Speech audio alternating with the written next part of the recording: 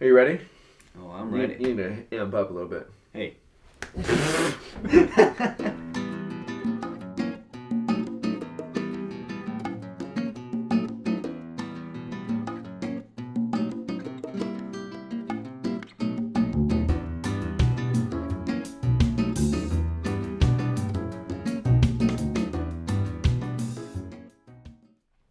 All right. Let's drink some wine. Hi, everyone. I'm Bryan Hinschberger. And I'm Paul Hinschberger. We are the Wine Brothers, and we are about to taste something that no man has ever tasted before. Just joking. Like, a lot of people have tasted these, but I'm really excited about them. Actually, we're about to taste something that we've never tasted before. Mm-hmm. And very, very excited. Well, I've tasted these before. You haven't tasted these before. All right, scratch all of that. The cool thing is we're tasting Brunello di Montalcino. That's really the bottom line. Mm-hmm. So we import wines from Spain and from Italy, and this is our new Brunello house. First Brunello house, right? First Brunello house. Yeah, we haven't had Brunello in our book before, and very, very excited. This is called Le Presi. So, if you're familiar in Italy, Tuscany, you've heard of Chianti, the Sangiovese grape. Well, in Tuscany, Sangiovese is king. And kind of south of the Chianti region is a town called Montalcino. And around this town is this DOCG in Italy named Brunello di Montalcino. Now, they are known to be expensive, they are known to be exquisite, and they're known to be exquisite. Really delicious. Said that twice. Mm-hmm. So Le Presi is an old school house, started in 1970 by Bruno Fabri. And Bruno, kind of this cool old school guy, used to work for Bionde Santi, the very first Brunello di Montalcino house to ever produce a Brunello. And what makes Brunello amazing, it is Sangiovese, so don't be confused. It's not a Brunello grape. Well, sort of is. It's the Brunello clone of Sangiovese grape. So, same grape sort of as like Chianti, but a different clone of Sangiovese. Known to be very, very exquisite and needs to have a lot of nice age on it before it can even be classified as Brunello di Montalcino. Mm-hmm. Young vines of the Brunello clone turn out to be a Rosso di Montalcino. As the vines get older, they get more developed, and they get to be to the point where they can be called Brunello. Mm-hmm. So Le Presi, unbelievable house, all organic. They pride themselves on being old school. Now, you may be familiar or may not be familiar with all of the hubbub and the junk that happened a couple years back with Brunello. Scandals. The scandals, mm-hmm. Throwing Merlot and throwing different varietals into Brunello to make them a little bit more acceptable to the palate of Americans or whoever it may be, the judges who like to give the big points. These guys say no! All Sangiovese, 100% all the time, organic, harvested by hands. This is 4 hectare. 4 hectare. That's, I don't know, that's like 10 much. That's like 10 acres of vines. Mm-hmm. Very, very small. So, all Brunello, beautiful, beautiful wines. Paul, let's taste the 2004 Brunello di Montalcino. Now 2004 was an exquisite year. Huh? Uh-huh. Yeah. Really good. And so we have the Brunello di Montalcino of 04 and the Brunello di Montalcino Reserva. Now, by law, this must see 2 years in oak. Mm-hmm. And then spend another 2 years in bottle before it's released to the public. The Reserva is, by law, 30 months, so 2.5 years in oak, before it then spends another 2.5 years in bottle. Which they follow very strictly, if not give a little extra time as well. So, Bruno's son, Gianni, is the current winemaker owner. Very, very dedicated to the organic practices, the organic farming, very, very natural. Like I said, all done by hand, no pesticides, nothing. Which is really important to me. It's important to Bon Vivant, and to bring in these houses that have that philosophy is pretty killer. Paul, tell me what's on the nose.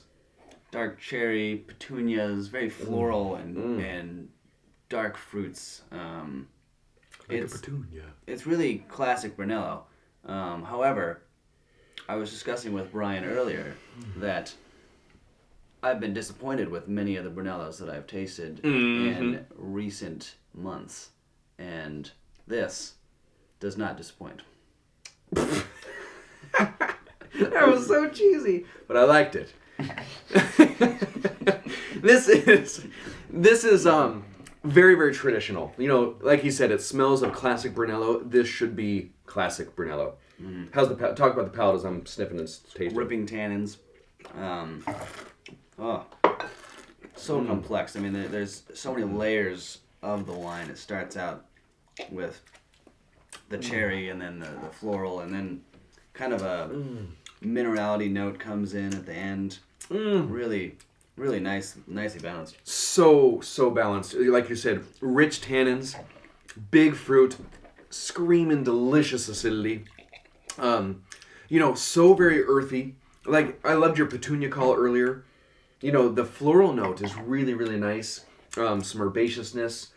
It's a gorgeous, very, very complex wine. I love this bottle of Brunello. Seriously, so good. So talking about that minerality, what's kind of unique is they sit in the Abbey di Sant'Antimo.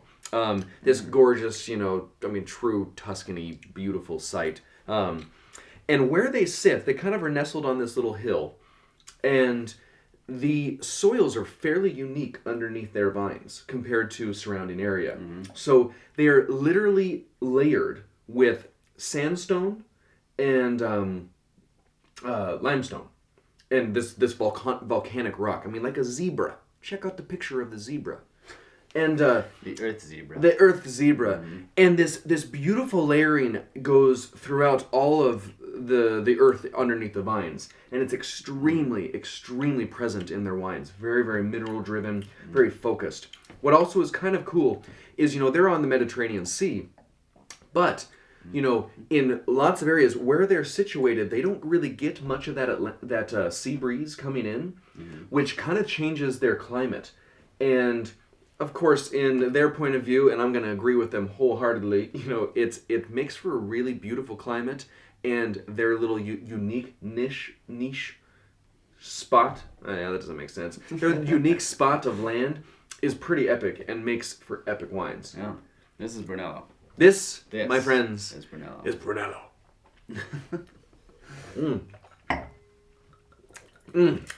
Oh, so good. So, like I said, Brunellos are not cheap. They hold a hefty price tag, but I love them. They're worth every penny. Well, when they're good. This is really good. So this Brunello di Montalcino, about $55 on a shelf, very, very standard for good classic Brunello. Now, we almost double that, get into the $100 range on the Brunello di Montalcino Reserva. Huh? Well, if this was Brunello, this is heaven. Totally changes the name. I've only had this one other time. When I tasted it, I said, good God, that's the greatest Brunello I've ever had. And sticking my nose back in this glass is reminiscent of that day. The earthy, mushroomy, chocolatey. Oh, yeah. Fruitful. Give it to me. Oh, this is so good. How's the palate? What's happening? So it's still going on on my tongue. It's just like a rolling tide of flavors. So good. A rolling tide of flavor. Oh. Oh, I just got swept away by the sea as well. Oh, this wine is so good. So when we were deciding on this house, you know, it's like, okay, do we bring in the Reserva that costs a pretty penny? And I tasted it and I said, oh yes, this is worth triple this. You can find $100 bottles on the market all day long that are not going to be as good as this. They will not even come close to what this quality is. Spectacular. Now, what I love about these guys is truly just their dedication to the earth, one, their organic, natural practices, but two, to this old school classic style. Their marketing campaign is all about old school. Say no to Merlot and all that kind of stuff. It's, old school Brunello. And I love it because it's very, very true to their style. It's delicious. It's earthy. It's driven. It's got this. It's reminiscent of the classic style of Brunello. And granted, Papa Fabri worked for Beyond di Santi, the original Brunello house, so it makes sense that they've got this in their blood. But this could be my own blood if I could just suck on this all day long. Just inject an IV in my arm. Could be a vampire of Brunello. Anyways, Le Presi in the Castelnuovo dell'Abate of just south of Montalcino in Tuscany, in Italy, on this great planet that creates beautiful wine. Where we live. It's where we live. Where we live. Cheers.